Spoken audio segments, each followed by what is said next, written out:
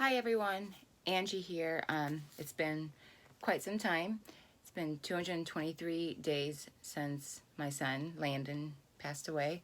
Um, I noticed that like I said from the get-go, everything's going to be raw. I'm not going to re-record, do any of that. So obviously the last couple videos have been kind of, well, the one had no sound. My phone speaker or something went out. And then the one I posted the other day, was just completely just mumbled, so I have no idea if you guys heard anything. But from my very first video, I said that I was gonna kind of go into the story of my son, what happened, and then go from there. I never really explained it. The video I posted the other day, I pretty much like said it, but after I watched it, actually after my sister told me, I couldn't believe it. I'm like, oh, here we go again. So anyway, to make a long story short, my son went to college in Arkansas, met with the wrong people who basically got him started on heroin, fentanyl. He never really quite knew which one he started first because he thought it was one thing, it's told it's another. And then when he went to detox, they found no heroin in his system. They found fentanyl.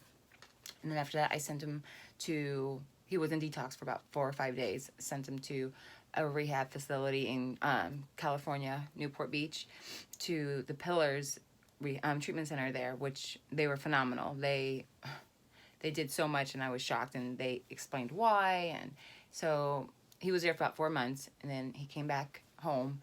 But we still had the court stuff going on in Arkansas, so we had to make the trip every month to Arkansas, 1,200-mile trip. I hired the attorney to defend him. The attorney was basically took the money and didn't really do anything. He never answered our calls, nothing. Our biggest thing was that our attorney, we wanted him to let the judge and the prosecutor know that our son didn't live in Arkansas, he lived in Iowa. And we mentioned that to him and asked him repeatedly throughout the case. Never once did he ever mention it. So when the case closed, which I wasn't there on that final time, my son, he had no idea. He never even met with my son prior to any hearing, trial, nothing. My son signed the papers, and afterwards he came home for a little bit. No, I don't remember exactly. I have to actually think. But anyway, I ended up seeing the papers, and I was like shocked because he signed all these papers waiving his rights to be sent back home. And so even then we tried to contact the attorneys, never even got back to us. And so basically he took our money, ran, and yeah, my son got probation on 3 felonies, but that wasn't the point. The point was have him serve the probation back home in Iowa, because from the get-go our attorney said he would just get probation. He had no prior record. He's in school and all these things. So anyway, the other defendants were just getting in trouble left and right, and they were just getting off with everything in Arkansas. And this was in Little Rock, Arkansas. And anyway, so basically we were in the process of trying to have the probation officer do a transfer, and the probation office there too failed my son too. And she actually turned it around and blamed my son. And so that last time when he walked out, he had called me and sounded really, really depressed, and he was upset because he told me what the probation officer said, and said that this is your fault. She blamed him, and she said you should never change your mind. And this is the thing, he never changed his mind. We sent letters, we had documentation, everything, and it brought my son into a downward spiral. Our biggest thing to get him out of Arkansas, because 1, his life wasn't there. He was there for college. 2, he had no friends there. He had the drug dealers. A week later, after he left the probation officer, my stepmom found him dead in his room from an overdose of the fentanyl. And it looked like he just basically fell right over, died in seconds, I'm assuming. And so I filed a grievance against our attorney, and the judge that was on that case pretty much said, well, you got a great judgment. He's got probation, and I see nothing else. I'm like, I provided documentation after documentation showing how he neglected the case entirely from day 1 to the end of it. And how in the world does an attorney get off on that? Not penalized for anything, no repercussions, nothing. And the same with the probation office. What the hell's wrong with our government?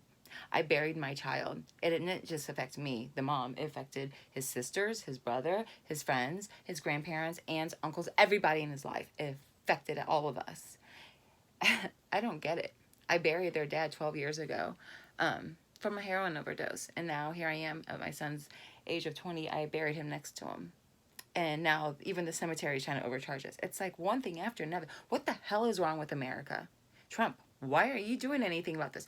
My biggest thing is, why aren't the drug dealers being prosecuted? Why is there no mention of the drug dealers? Yeah, you have the big wigs who are actually providing the drug dealers, but when a drug dealer sits there and hands you a drug and takes your money knowing that drug is going to probably kill you, don't you think they should be held accountable as well? Don't you think, for me, I think they should be charged with first-degree murder because, yeah, they may not pull the trigger and take someone's life away right then and there, but they're basically doing the same thing because they're selling you a drug they know is going to kill you, and they're on their merry way as everyone else's life has just been flipped upside down. Why isn't anything being mentioned about that, the drug dealers? Why is it that those who are in a position of authority aren't being held accountable at a higher standard? The attorney, the probation office, why are they just like getting away with everything? It was kind of like, the pharmaceutical companies. For so long, they got away with everything. But you know what? If my attorney would have done his job, my son, I'm not saying he would have never touched drugs, but I am saying he would have never died in the state he learned how to do drugs. I maybe could have prolonged his life a little longer. I don't know. Maybe he would have never touched drugs again in his life. He told me he didn't want to touch it because it made him feel like he was dying every day. But had my attorney just did what we paid him to do, I believe my son would have still been here because he was happy when he came back home. He was around his friends again. He was around his family. He was around us. And being in Arkansas, he had nobody. He had the drug dealers. Well, someone who's in sobriety and you're stuck in a state where everyone's shitting on you and you can't leave until you get this transfer, what would you do if you were a recovering fentanyl addict? You'd probably do it again. I'll never blame my son. I don't hate my son for what he did. I hate the people who supplied it. I love my son, and that doesn't define who he was, because my son was so knowledgeable. He was so witty. He was so he was selfless. He cared so much for others. He had a heart of gold, never afraid to tell me he loved me or hug me. He was an all-American boy, loved baseball, loved the Cardinals, and he was young, big as klutz, young and just living life and learning from his mistakes and turning his life around. And what happens? It's so sad. In America, I think penalties need to be a little bit harsher, because this is why so much happens in America. You have freedom this, freedom that.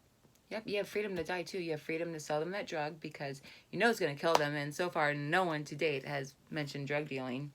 Just the organization they arrested all those people. But I'm not saying that was a bad thing. That was a huge thing. Huge. But you need to focus on everyone.